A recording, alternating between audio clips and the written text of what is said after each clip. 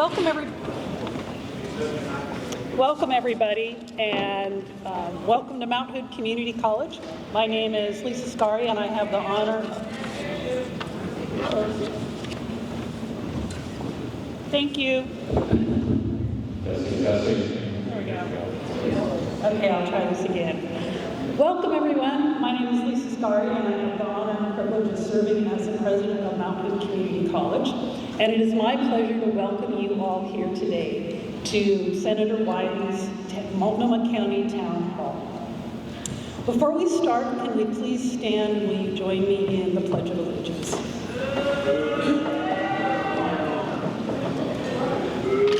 I pledge allegiance to the flag of the United States of America and to the republic for which it stands, one nation, under God, indivisible, with liberty and justice for all. Good to see you, Ron. Thank you. So we appreciate the opportunity to open our home to you today. Please know that your safety and the safety of our community is paramount, and we need your help. We ask that everyone remain in your seat or in a bleacher during the town hall, unless of course you need to use a restroom, stand up for a question, or need to leave. If you do refuse to stay in your seat, you are violating the rules that the town hall established to keep everyone safe, and you will be asked to leave. Now, a few logistics. Just keep the mic close. Okay. Restrooms are to my left. The entrance doors that you came in will be the doors you will exit. And in the case of an emergency, there are 4 exits. The door you came in, doors by the restroom, there are doors behind the bleachers and also behind you. But we won't be those today. So the process for today,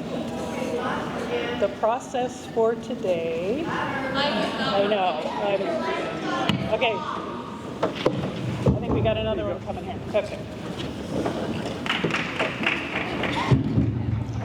Testing, mic 2. Testing, mic 2. It's working for now. Okay. Thank you all for your patience as we work through this. So, the process for today. If you have a question for the senator, you will need to have a ticket.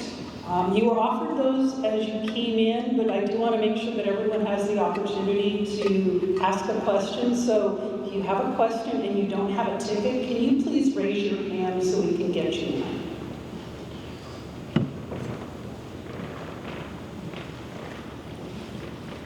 Okay, great, everyone's got it. We have a wonderful turnout here today, and in the interest of time, I will ask that when you ask your question, you keep it brief and concise so that we can give as many people here today the opportunity to ask their questions and hear from the senator. Also, if you don't get a chance to ask your question, or you would just like to write your question or comment, the staff have provided cards at the entrance, and so you can put your question or comment there, and it will be given to him. And here's how it's going to work. I will call out 3 ticket numbers at a time, and I will be calling the last 3 digits on the ticket.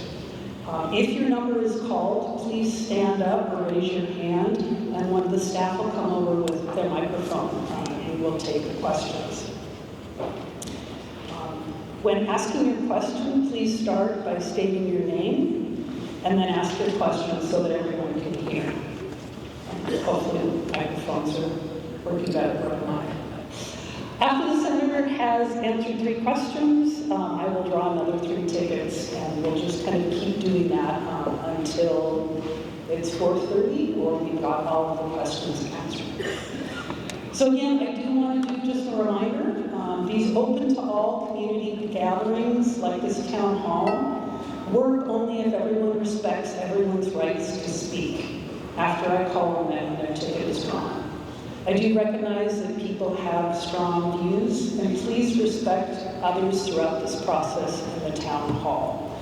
And by that I mean don't confront people who have different views than you, and also please follow the rules designated to keep things moving and everyone safe.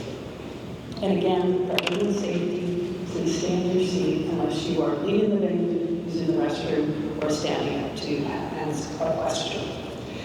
So, let's get this started. I would like to introduce to you Senator Ron Wyden. This is the Senator's 1,137th Town Hall, and we are pleased that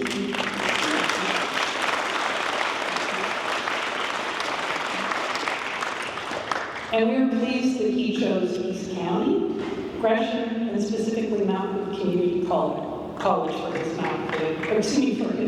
Multnomah County Town Hall. This town hall is part of a commitment that he made to Oregonians when he was elected U.S. Senator, which was to hold an annual town hall in every one of Oregon's 36 counties. When the Senator is in Washington, D.C., he represents all of us in the United States Senate as the ranking member of the Senate Finance Committee, and he's also a member of the Senate Committees on Budget, Intelligence, and Energy and Natural Resources. In Oregon, Senator Wyden is known as the senator that listens. I would like to take this opportunity to thank the senator for his work that has benefited Mountain Community College and our communities, and specifically his work on the CHIPS Act, which has supported the semiconductor industry, has specifically helped Mountain Community College in growing our mechatronics program, which supports the semiconductors in our specific district, namely microchip and onsemi, and it's also allowed them to access additional funds to grow the industry. He's protected the right to access to higher education through continued support of Pell Grants, and most recently his support of the Jobs Act has created a short-term Pell for workforce training programs.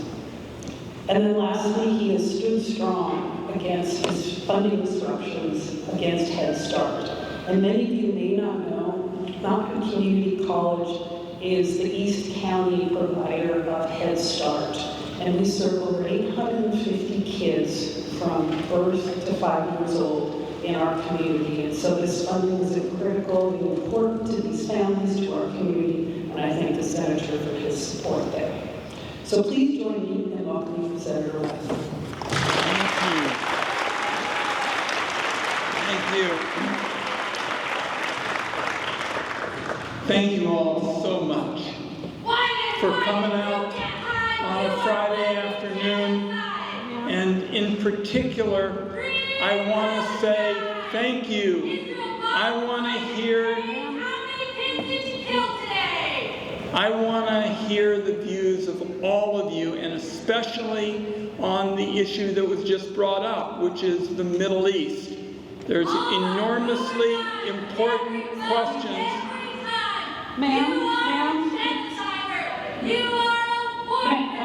Excuse me, ma'am.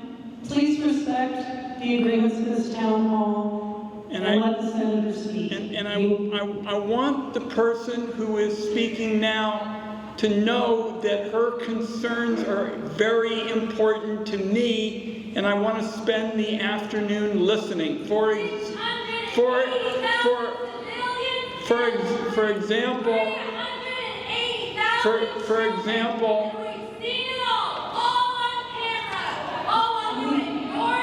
we would like to make sure that as many people have a chance to participate today.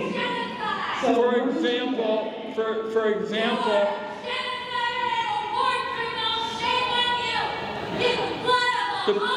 the speaker is raising important issues. For example, I think that what is being seen in Gaza is horrifying.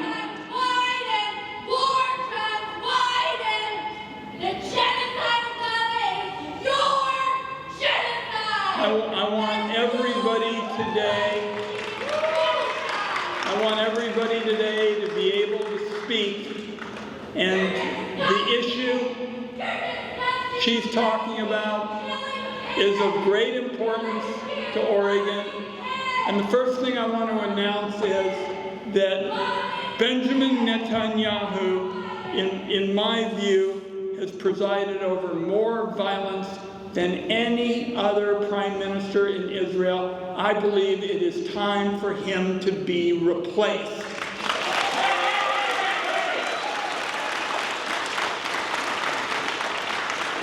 Number two, I've drafted legislation so there would be strong penalties for anyone who interferes with aid to Gaza.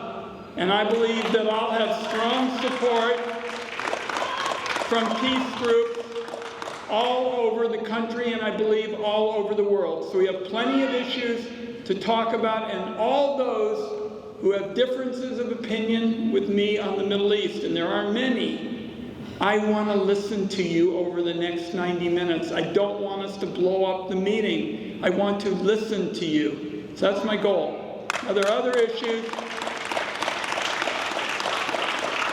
There are other issues that are hugely important. For example, vote by mail. Donald Trump takes his advice on vote by mail from Vladimir Putin, if you can believe it. I wish he'd just say "niet," but we're going to have to work hard to protect vote by mail. We've got a shutdown coming up. We've got health care bills doubling for thousands of Oregonians in a few days. So we've got a lot to talk about, and for those who feel strongly about the Middle East, I wanted to speak about it first because I'm interested in hearing you out this afternoon. We're going to listen, and I want your ideas. Okay, Madam President. All right. So, as a reminder, I will read the last three digits on your ticket, and I'll call three at a time. The first three are 891, 981, and 691. As you're getting up, I want to make one other point.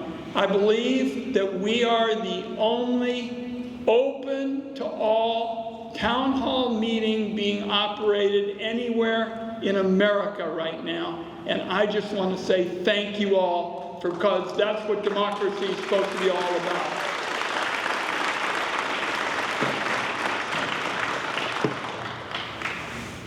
Okay. I'm going to read three more numbers. The first one is against the last three digits. Oh.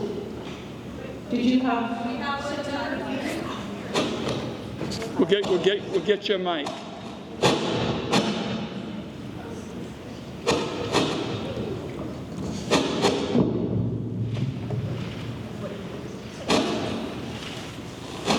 It's 691.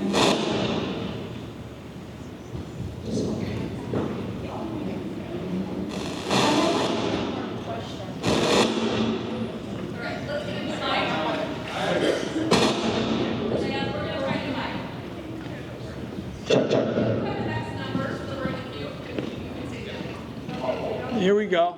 I have a two-part question. Yes, ma'am.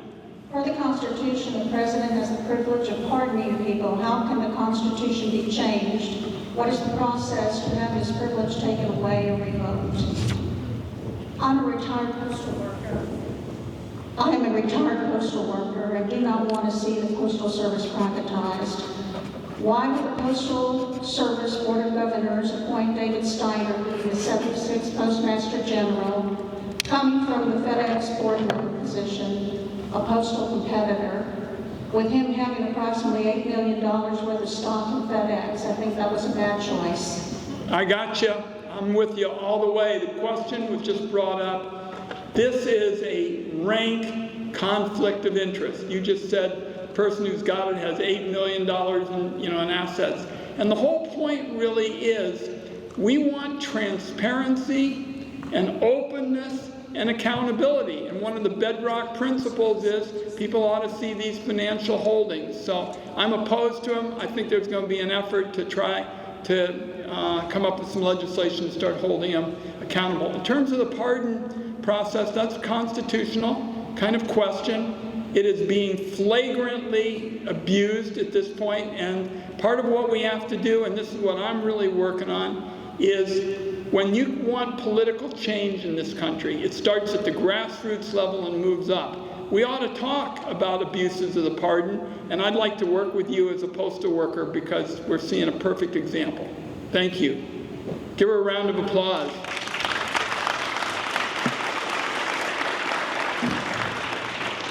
You know, and the other thing about the privatization thing, why it's so scandalous, we know that the well-to-do will always have basic postal service. You know, if you're talking about Beverly Hills or, you know, LeBron James' house in California or something, he's always going to have postal service. But what about the widow lady up in Lone Rock or somewhere like that, you know, going to have trouble paying for essentials? I think we got to make sure that things like the postal service are things that are connective tissue to bring everybody in America together. Good for you.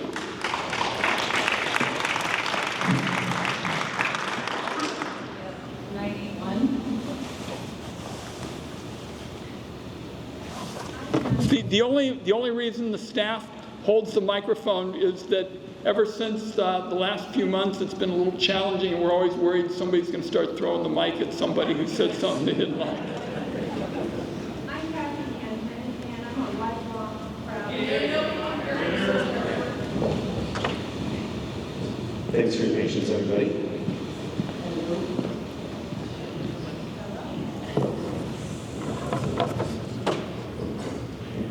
I wasn't nervous, now I am. I'm Kathy Henman, and I'm a lifelong proud Democrat.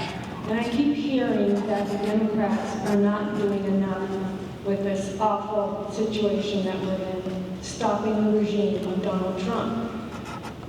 What do you think Democrats could be doing better or more of? The messaging doesn't seem to be getting out according to the critics. So your thoughts on that, please? Great point. You know, these aren't official kind of political caucus or political meetings, but you know, the best politics is good policy. And I'll give you an example. 3 days ago, the Trump people who said they weren't going to cut Social Security, their new commissioner said, yeah, I heard about that, but we're looking at cutting retirement benefits for early retirees. We're going to raise the retirement age. People are going to end up with less.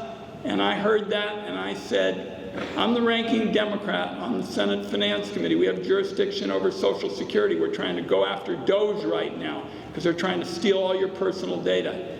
Well, between 1 in the afternoon, a couple days ago, and 3 o'clock in the afternoon, I made so much noise personally against this really horrible idea that would cut your Social Security. By morning time at breakfast, we had beaten them.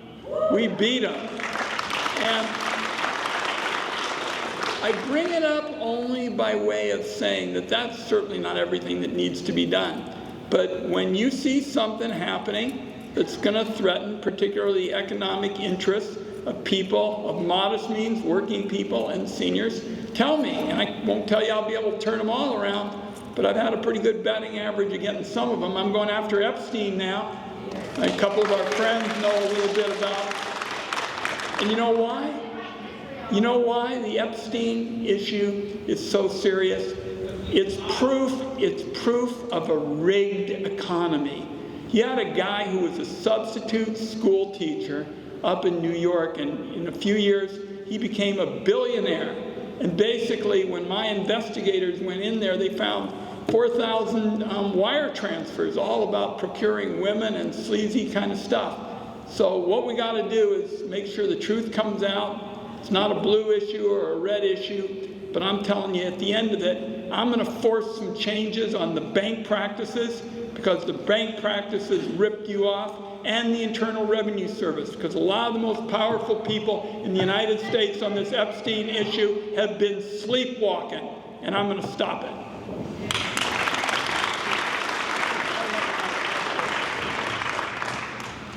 Okay, the next three numbers, the last three digits are 891, 215, 885.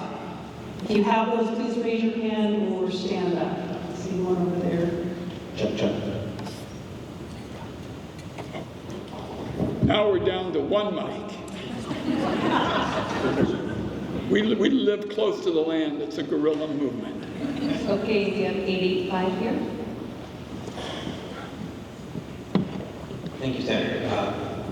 I am concerned with how we board and enforce, Stephen Gresham. I'm concerned with how we do more to enforce criminal law against the excesses of ICE. I know you were recently over at the center. Didn't have a chance to see your broadcast from there. But we have a Department of Justice now that has no interest in enforcing law against their own people. And our Attorney General has done a good job of enforcing civil penalties and suing, but there are criminal violations going on. For example, 10 U.S. Code 723 about the requirement for federal officers to identify themselves as civil disturbances, as well as local laws. You're talking about the mask issue.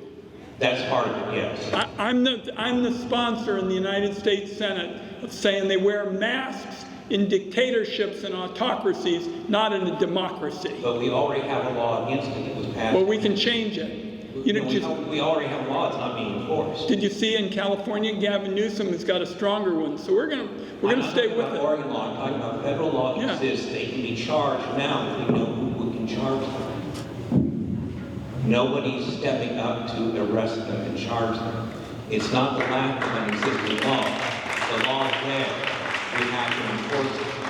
Who can enforce it? Political change hardly ever starts in D.C. or a government building somewhere and trickles down.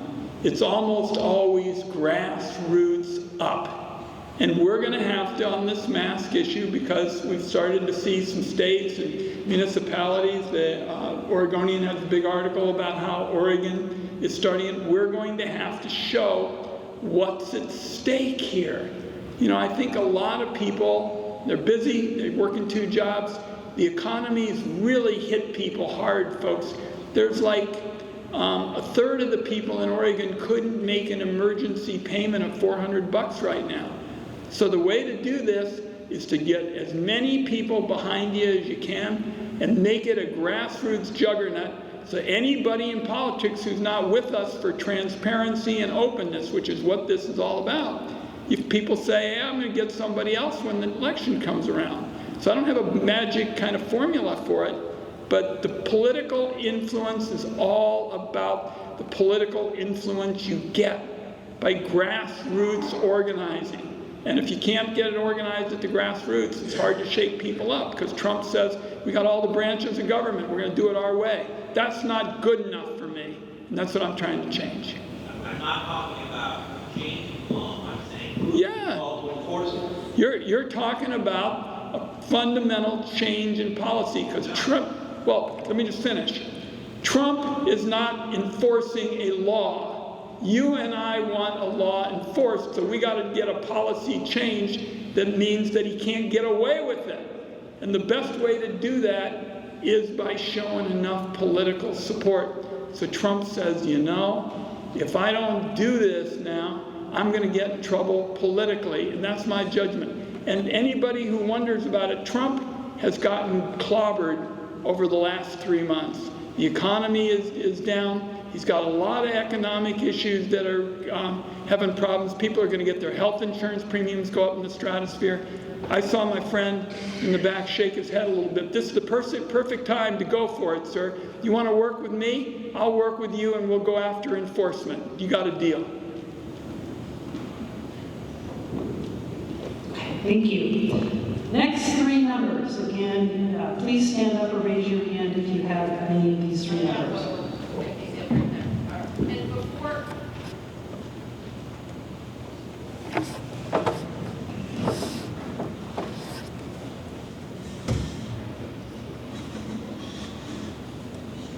Before we get to your number, if that's okay, a bunch of new elected officials have just joined us.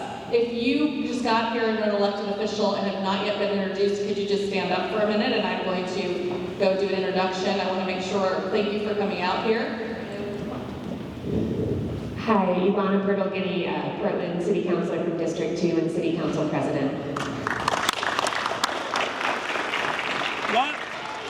Lot of presidents in the House today. Hi folks, Will Miller, Board of Education, Mount Hood Community College.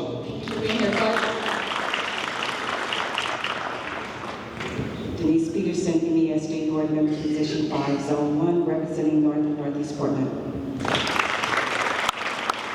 I am Senator Ron Wyden, City Councilor, representing North and Northeast Portland, District 2.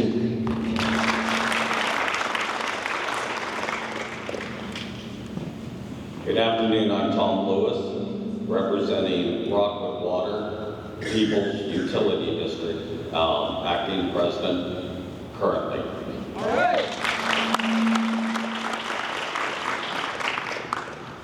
Thank you all for letting me do this.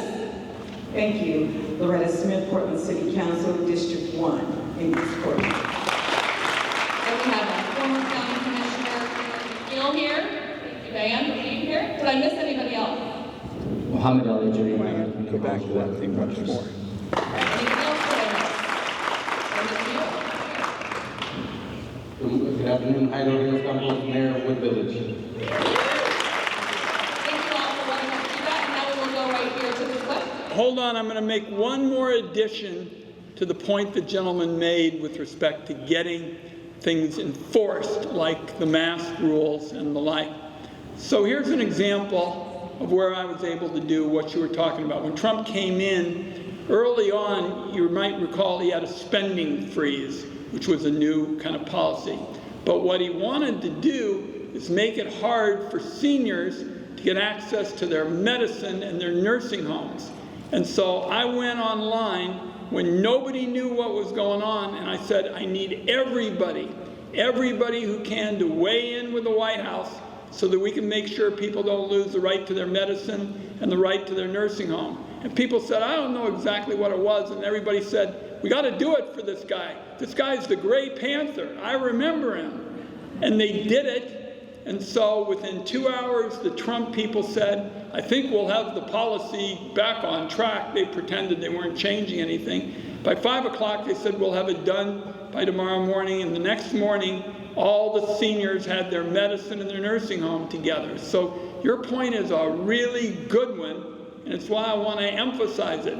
It's really hard to figure out how to push Trump when he's doing something that's enforcing an existing law, but it still can be done when he feels the heat, and that's an example.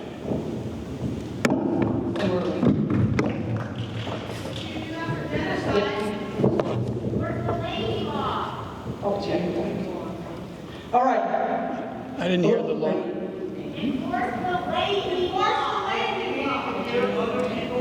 We'll get to foreign policy in a minute. Hi, I'm 215. My name's Casey Hansen out of Gresham. People feel intense here, and there's a plethora of firefighters, a whole battalion of firefighters of issues that we care much about, both empathetically and those that are affecting us immediately. I'm going to go a track that you're probably not used to hear from me. I'm going to talk about the economy, because it's felt so dynamically right here, right on the ground. In my little neighborhood up in North Gresham, I run a small business. I'm a lone wolf. I had my worst year so far in 30 years of running my business. My neighbor across the street works for OHSU. His job is being threatened, or his colleagues' jobs are being threatened right now. My next door neighbor works in construction. He's had the slowest year ever. And a person that walks by all the time they always chat with, she's terrified of losing the Medicare. So on the ground, in our neighborhoods, people are scared, we can barely sleep at night, and yet stuff keeps going on in Washington. And I know Democrats are in minorities, but what can you do in your position as a senior senator, even though you're in the minority, to move the needle and get your colleagues to understand how freaking hard it is right here, right now, on the ground, not just in Gresham, but all over the country. Thank you. Great point. The issues that I spend the most time on are the ones where the second word is bill. It might be medical bill, it might be housing bill, it might be an electric bill, but it all speaks to what you're talking about. Now, my own view is the single biggest issue to get the economy back on track now, particularly in Oregon, where like 1 out of 3 jobs depends on international trade. We have got to get rid of Trump's tariffs.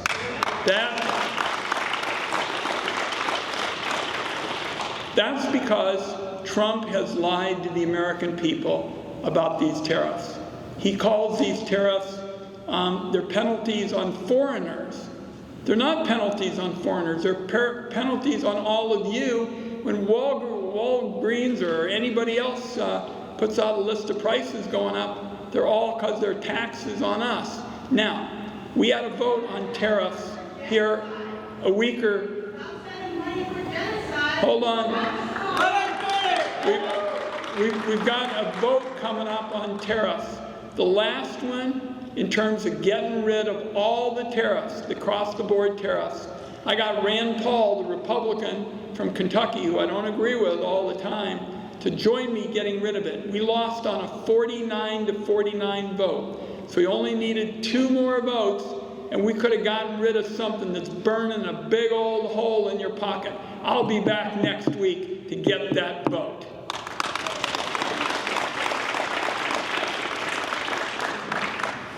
Last call for 891. And the next 3 in the queue are 217, 690, and 918.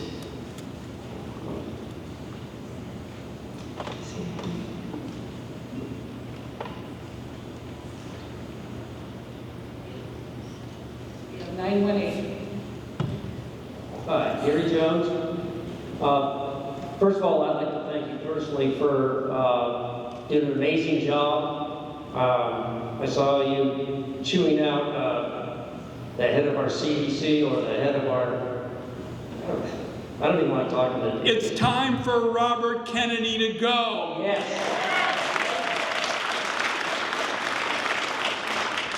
As far as I'm concerned, you stand up for truth, reality, science, and it's sadly needed in our government. Thank you. I would ask you, since you stand up so well and you do get hold of the press every now and then, tell your colleagues, please, whenever the orange one speaks out and says something stupid or illegal, have somebody else stand up on our side of the street and just call BS, please. Because he gets way too much press, and we need the sound of reason coming from you guys. Well, what I've been doing for the last couple of days at my town hall meetings, Tara and everybody's had me on their shows, watch her show, it's really terrific, and I said, when he told American women, this is the President of the United States, you can tough it out.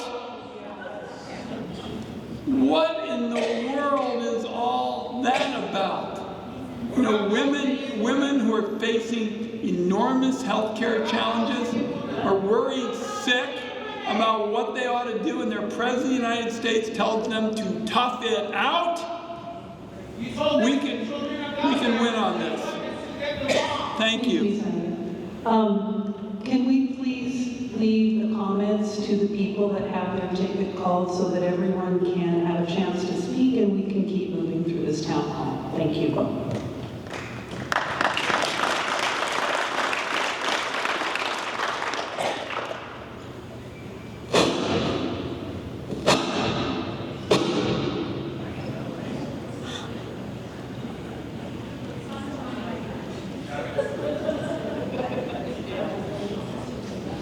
Can we get the, do you have the next ticket? 217 right here, and then I'll be right over there.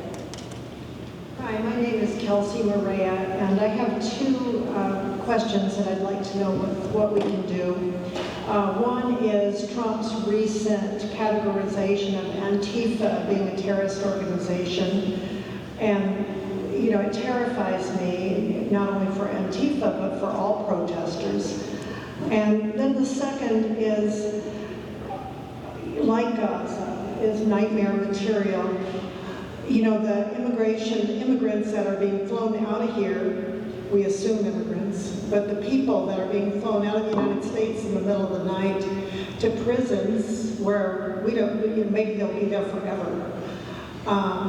You know, every day I read the news and I feel in a state of shock. And I'm someone who's taking action every day, going to protest and doing everything I can. But what can we do about organizations like Antifa being called a domestic terrorist organization and middle of the night flights flying women, men, and children out of the United States to be imprisoned forever?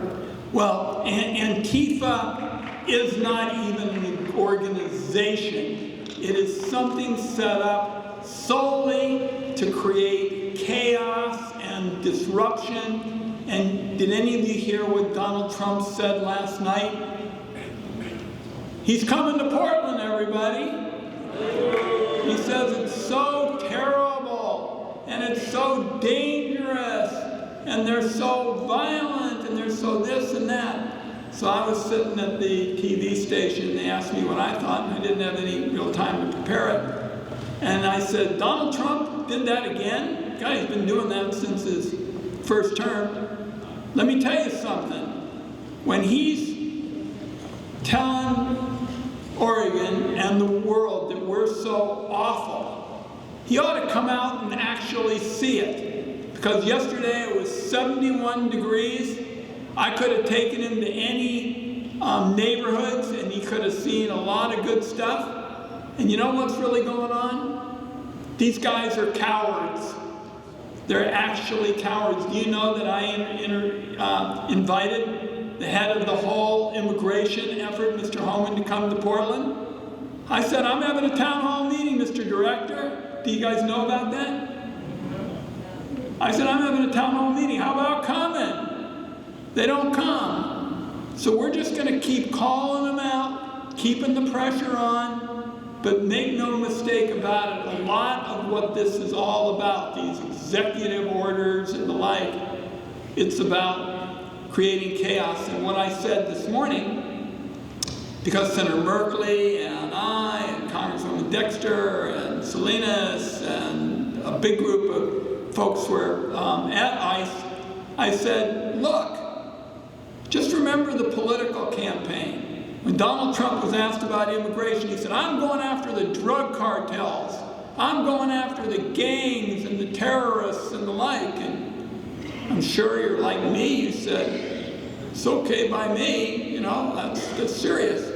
But what has been the reality? Not that, but going after innocent people who are making a difference. Did you see that we finally, and I pressed on it for a full month, we got Mr. Hernandez free after all he did to help the Northwest fight fire, and then he was stuck in a facility and going to be detained and the rest.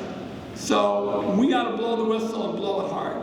I think that woman's been waiting. We're at 6:90. Hi, I'm Susan Scott. My question is similar to the last question, but a little more, maybe I want a few more answers from you on it. It's what can we do to abolish ICE and fight against the illegal raids, arrests, and detainments in our own communities here, because it's happening here, and there's a lot of, there's a large Latino community within the Gresham area, and what are you doing to make a change? And why doesn't Congress and the Democrats voice more outrage? And especially in this situation with the illegal South Korean, illegally detained South Korean citizens at the Hyundai plant in Georgia. They were just here for a few weeks. The fact that wasn't more outrage, I think, within, I guess, the United States about a situation like that. So what are we doing with? What was your first question? What are we doing to abolish ICE and fight against the illegal raids, arrests, and detainments in our own community? Give her a round of applause. Really good. The press this morning asked Senator Merkley and I this very question with respect to ICE. And we both have been spending a lot of time talking to the advocates.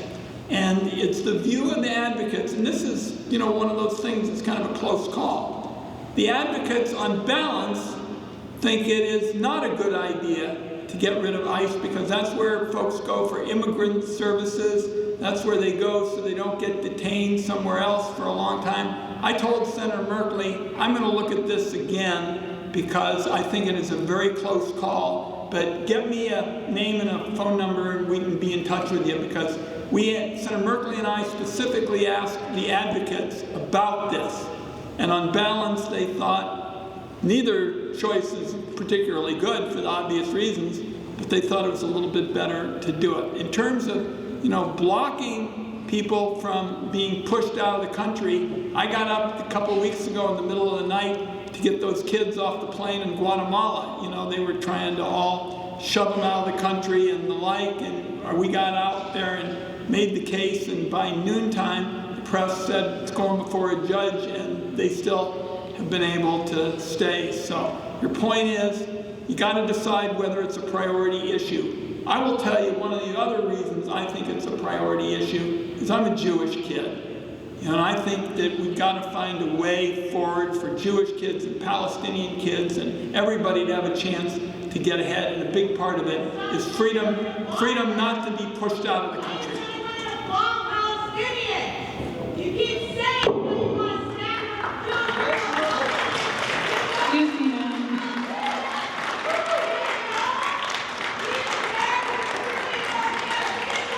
Ma'am, thank you for your comments. If we can please get back to letting the senator answer his question, that would be appreciated. I have a follow-up question here from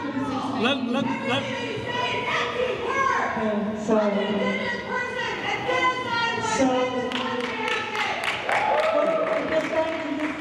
What does an ordinary citizen do though to make a difference here to help fight ICE? The strongest thing you can do is if you see an example, like I just gave you Mr. Hernandez, this firefighter, who I'm going to make him a symbol. I mean, this is somebody who did everything right, every single thing right, and he was picked up and taken to a detention facility, and until I led the fight to get him a fair shake, he would have been there forever. So you see it, let me know. Well, ma'am, excuse me, I also have a friend who's We have a woman speaking over here. Thank you so much. he's a teacher at middle school just down the road, and I know that all the teachers have to have their phones on them at all times in case ICE comes into the school. So what are we doing to make sure? We asked specifically yesterday when we were there about coming to schools, and they told us they weren't coming. And I said, not just words, I'm going to watch for deeds. But they said, look, we get how strongly Oregonians feel about this. We're not going there. There's all kinds of rules with respect to contacting community agencies. I am going to be watching that every single day. I'm going to be checking every single day because what your point is made is so important. You care at all about process? No school, there's no university. Ma'am, please, thank you for your comments, but if we could let the people who have the floor speak, thank you. So we have the next 3 tickets.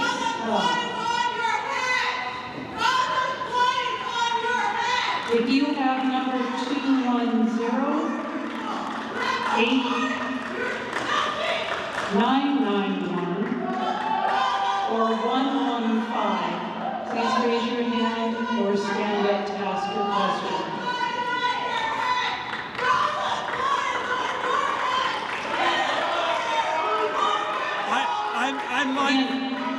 I'd like everyone who's got a question about the Middle East to be able to ask it. That's what we're going to try and do. We're at 210 here. 210 here.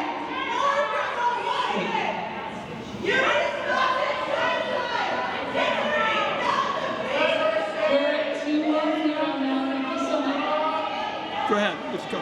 Senator, a Gallup poll this July identified that 8% of Democrats support the war in Gaza. 8% of Democrats support the war in Gaza.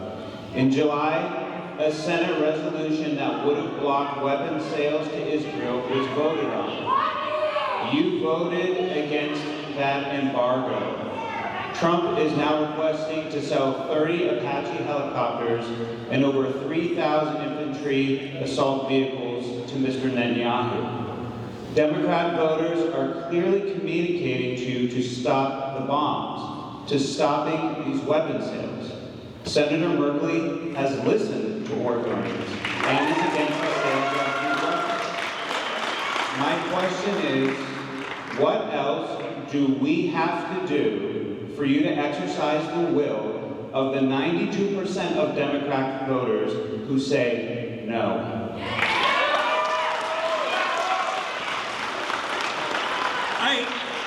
I hope everyone could hear his comment, because it's a very good one. He said, why didn't you represent Oregon? And it deserves a thoughtful one. Well, I'll say respectfully, as far as representing Oregon, nobody in history has ever done 1,135 open to all town hall meetings. That's representative. Okay. Sir, you're there on the side? Okay. So, I agree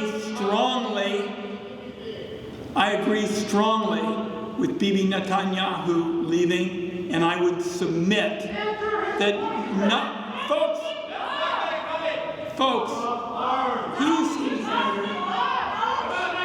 we want to make sure that the senator has a chance to respond and that people have their questions asked. So I respectfully ask you to please not talk over people. And particularly because his question is so good, and I want to give him an answer so we can go back and forth. My personal opinion is the war doesn't end unless Bibi Netanyahu is replaced. Let me be clear about that. I'm on the Intelligence Committee. I've looked at it. There are a lot of questions about weapon systems and the like. But my own judgment is the war doesn't end until Bibi Netanyahu is replaced. That's number one. Number two, because he is so correct in terms of the problem, not only do we have Gaza right now, but it looks like Netanyahu is helping more settlers get through the West Bank. And we think we got problems now with Gaza. Wait till we have problems with the West Bank. So, what I'm going to be doing shortly is introducing legislation that creates penalties for the Netanyahu cabinet and others that are close to him for doing these things that make it hard for us to get peace, and particularly get the aid in terms of food. And your point is a good one. I don't know of an arms sale, by the way, that's coming up. But the most important thing that we ought to be talking about is how do we end the war with Benjamin Netanyahu still in place? My judgment is you can't do it without it.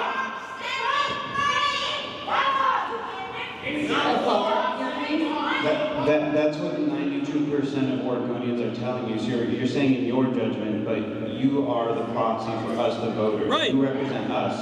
92% of us say stop sending bombs. Please stop sending the bombs today. No more. Stop. You represent us. You can have your opinion, but we're your voters. You are a proxy. Stop. No more. If I wasn't interested in your vote, sir, I wouldn't be here and wouldn't be saying, let's go through all the possibilities. I'd like to do that with you. Again, if I can please ask people to respect others speaking and let people who have a ticket ask their question and get a response. So moving on to the next ticket, did we have either 115 or 991?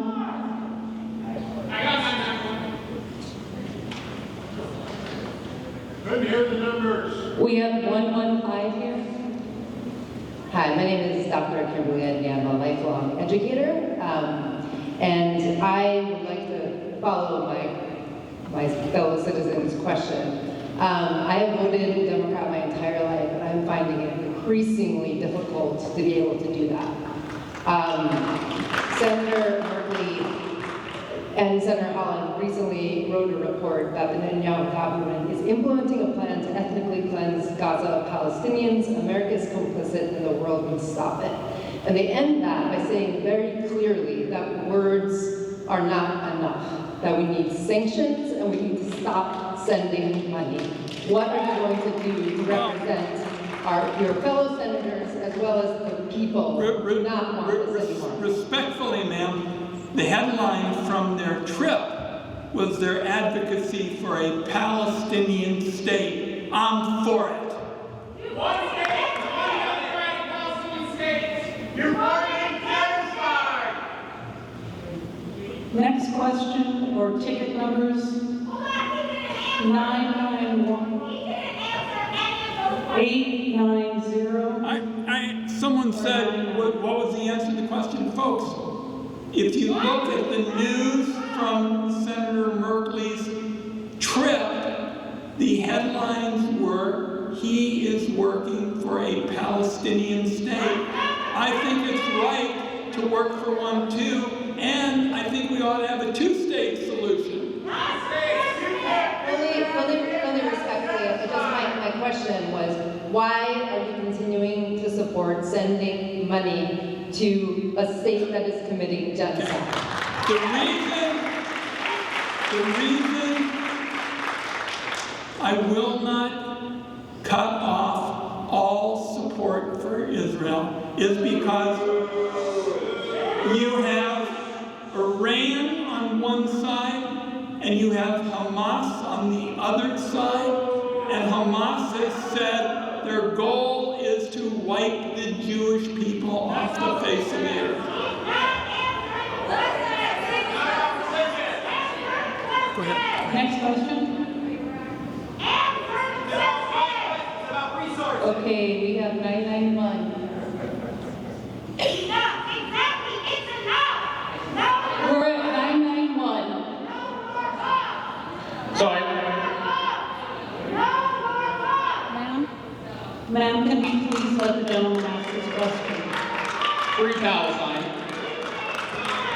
I'd like to start off by saying shame on you for deflecting every question that folks asked you. I'm a Palestinian. I was raised by a Jewish woman. I'm a Navy veteran. I think what you are doing is despicable, and it is a shame. And as the gentleman had asked you earlier, as a reminder, sir, you represent us. You are not our leader. You are here to represent us. And when we tell you we don't want our tax dollars when Oregonians are struggling to go to a genocide, how dare you give us a bullshit excuse? How dare you? Over 650,000 people have been killed. You have voted to give them weapons. You have taken $1.2 million from AIPAC. How do you represent Oregonians when you take money from foreign countries?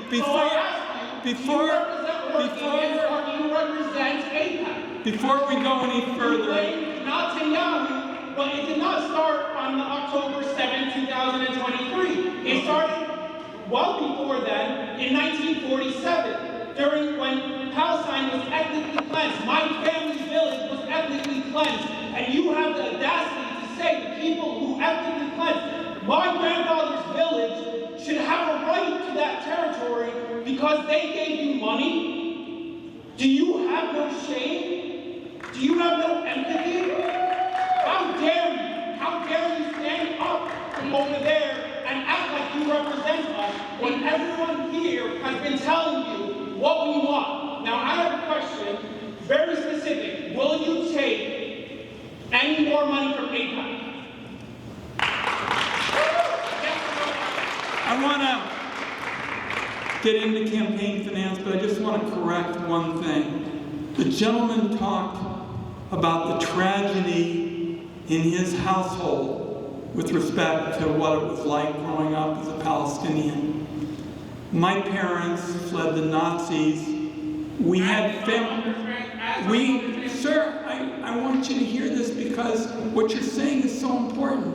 What you said with respect to Palestinians is very much a parallel to what my parents did. They lost family at Kristallnacht and Theresienstadt. And on October 7, 2023, Hamas said, we're going to do it again. So, if I might, I'm on the Intelligence Committee, so I know what I heard. My hope is that soon, particularly if Netanyahu's replaced, we'll have a plan that you and I can agree on.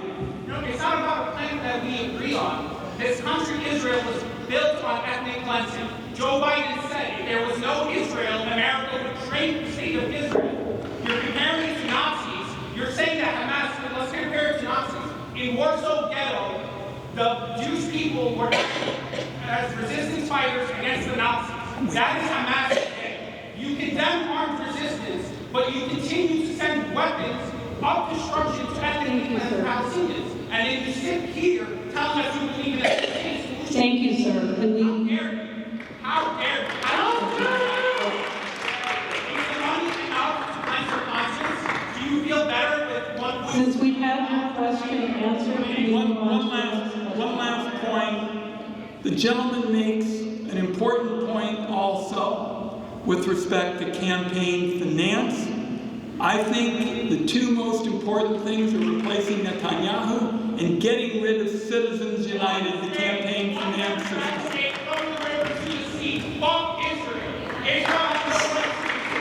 The next three numbers,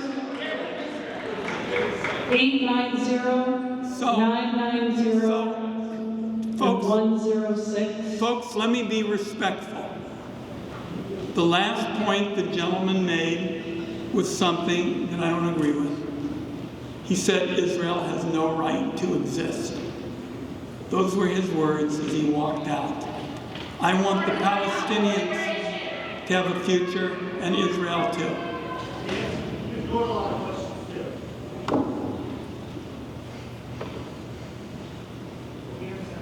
Do we have anyone with the ticket numbers? Was 911 called? Sorry, what? 911. So the numbers again, 890, 690, 990, and 106. We have 106.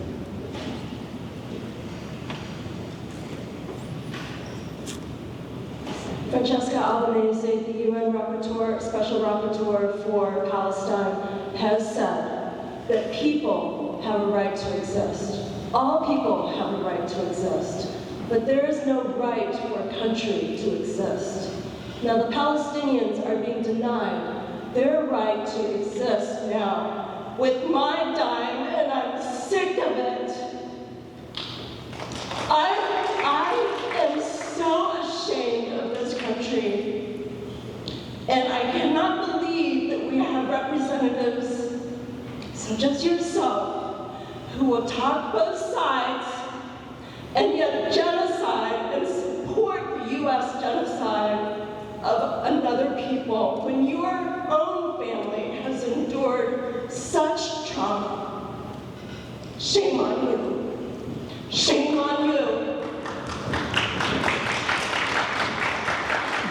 The speaker is absolutely correct that we've all had enough with what we see on our phones every day in Gaza.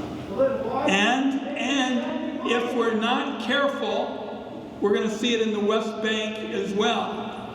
So there's not a debate about how serious what the speaker just said. The debate is what is going to move the ball forward. And I talked about replacing Netanyahu. I talked about a two-state solution. I talked about penalties for people who get in the way of food aid. And I'm sure there'll be other ideas that I'll hear about this afternoon, and I want to. The next three numbers are 915, 860 and 987. If you have one of those numbers, please raise your hand.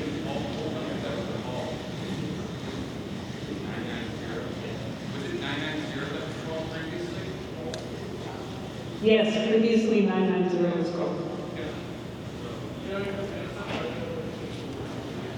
Hi, Senator Ron Wyden. Thank you for coming. My name is Victor Al-Karawi.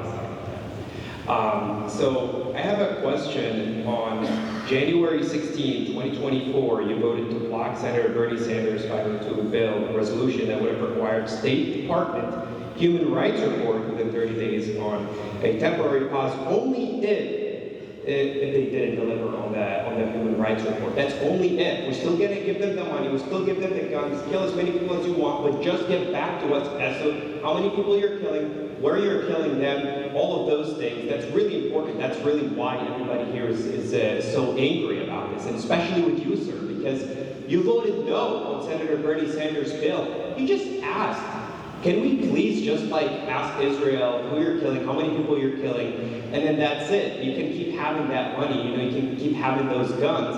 And then again and again, April 3, and then July 30th, 2025, you've opposed people bringing out bills on the floor to just essentially ask, should we keep funding Israel? I mean, whether it's a genocide or not, I think the whole world has made up its mind about that. Somehow you haven't gotten to that state yet. But I'm wondering, Senator Merkley already made his mind about that.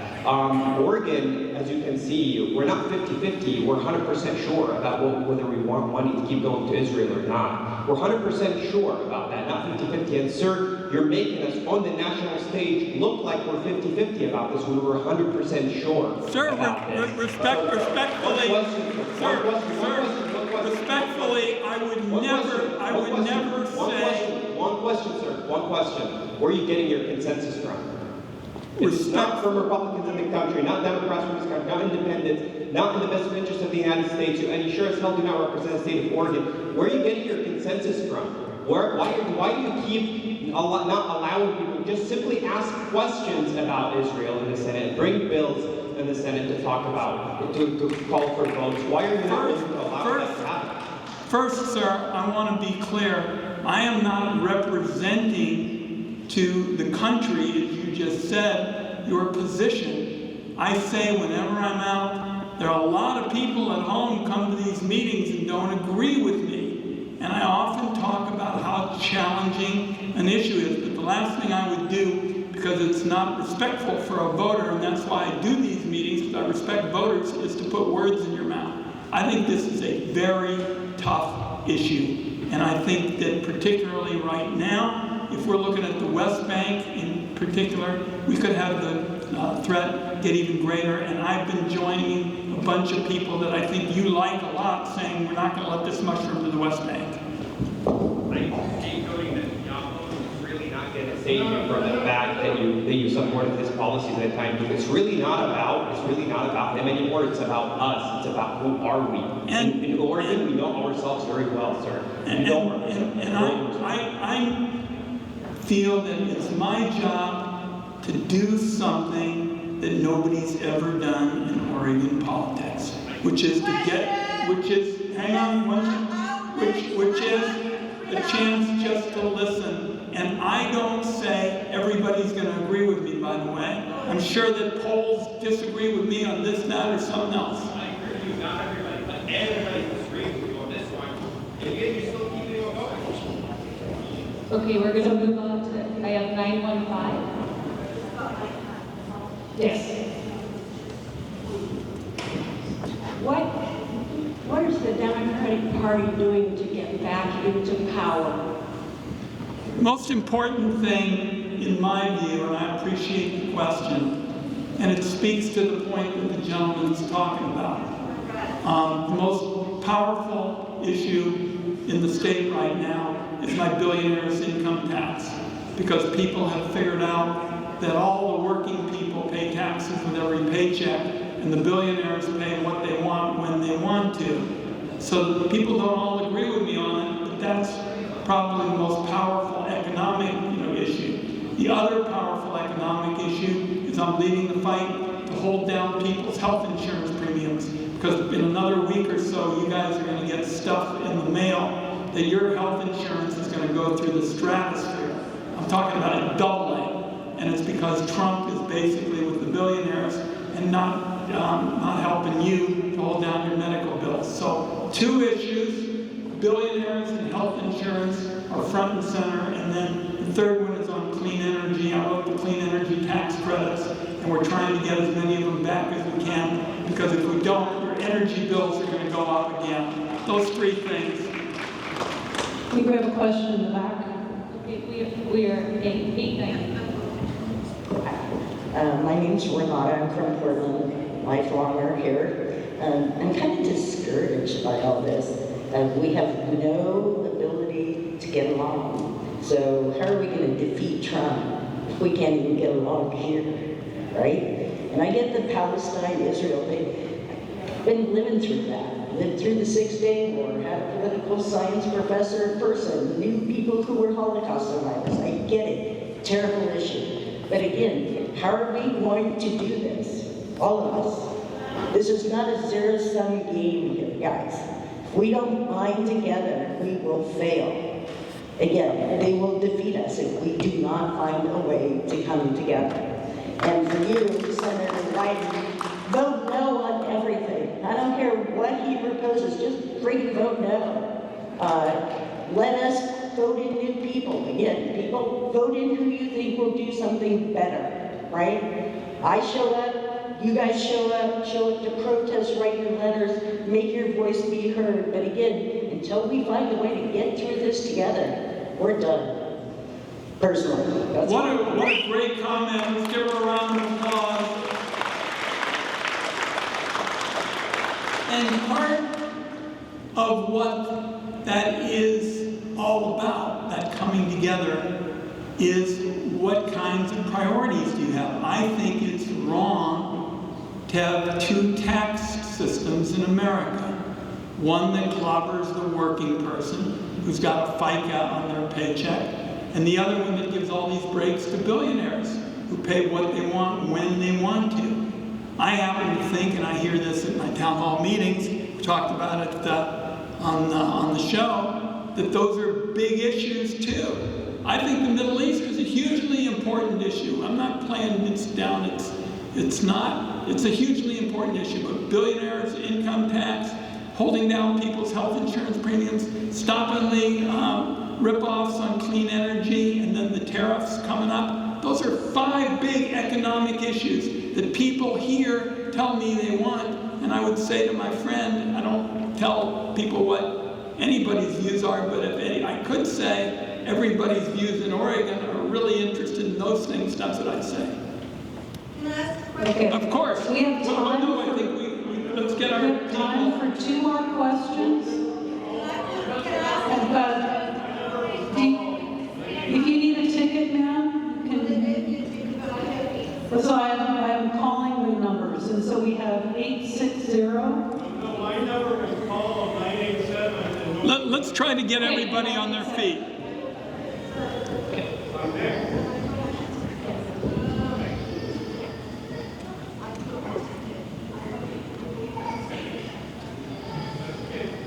This gentleman was on his feet. I saw another person on their feet. This woman was on her feet. Can I ask you a quick question? Yes, let's see if we can.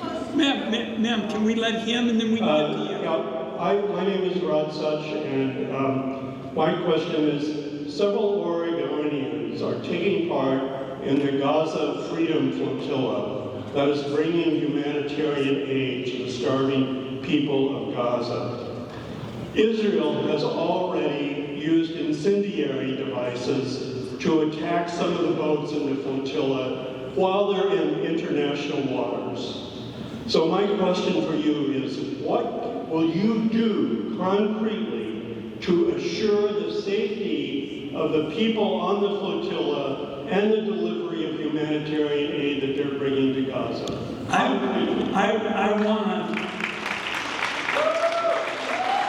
I want to help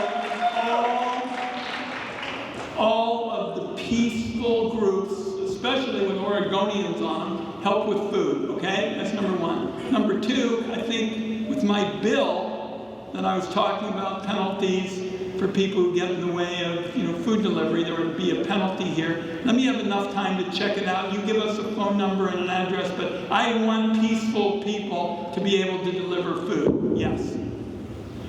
Can we just get that lady? I'm afraid. Well, actually, we have people that have tickets, and out of respect for everyone that's holding a ticket, we like to take it by the number. Okay. At our last two numbers, so we're going to take our last two numbers. Great, wonderful. Great, 860. Hello, Senator Wyden. I've met you before. My name is Steve Giles. I'm here with my partner, Mary Doak. We're the founders of One Flag United. It's a grassroots organization that believes in handing out the American flags to all Americans because we think there's way too much. We're with you. Thank you. What do we need to do to help you? Should we tell everybody to take a flag? I've got a question that kind of goes along with the last question I was asked. Benjamin Franklin said that if we don't all hang together, we will surely hang separately. I think a lot of times Democrats forget this, and we do things like getting rid of people like Al Franken and leaving people like Matt Gaetz and other people who are going to do way worse things on the other side of the aisle.